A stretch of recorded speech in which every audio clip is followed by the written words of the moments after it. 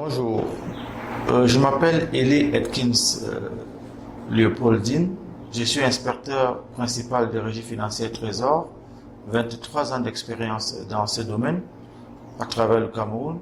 Ce jour, je vais vous parler de la gestion de la trésorerie de l'État dans deux articulations majeures, à savoir la gestion de la dette intérieure ainsi que le mécanisme de gestion du compte unique du Trésor. Alors, disons dans un premier temps que le compte unique du Trésor vise un objectif spécifique, à savoir permettre à l'État de respecter ses engagements financiers dans les délais prescrits par la réglementation. Alors, pour ce faire, l'État a besoin de centraliser toutes ses ressources dans un compte unique et permettre au Trésor d'avoir une certaine visibilité dans la gestion des dépenses publiques. Pour que ceci soit fluide, il y a un certain nombre de réformes qui sont préalables à la création du compte unique du Trésor, à savoir la centralisation des comptes de tous les avoirs qui appartiennent à l'État dans un compte unique, à savoir la fluidité, donc la mise en place des mécanismes de gestion des correspondants, c'est-à-dire tout ce qui dépose les fonds au Trésor, la création d'une caisse de dépôt et consignation qui permet d'absorber les ressources qui appartiennent à l'État du système bancaire et permettre ainsi au système bancaire de participer à la gestion financière de l'État.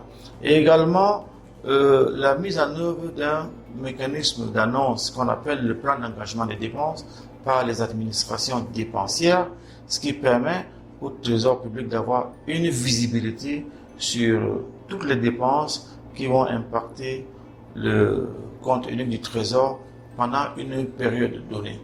Alors, le mécanisme, si ces mécanismes sont mis en place dans les délais, ils permettent d'avoir une efficacité dans la gestion des dépenses publiques parce que les délais de paiement seront respectés.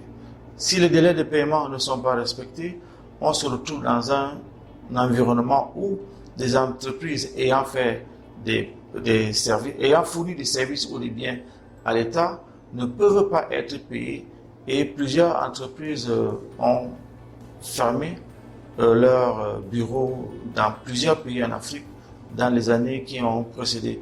On se retrouve donc dans une situation où les entreprises ferment, ne peuvent plus fonctionner et ça réduit la confiance que les différents acteurs ont sur le système financier de manière générale. Et c'est cela qui impacte donc la dette.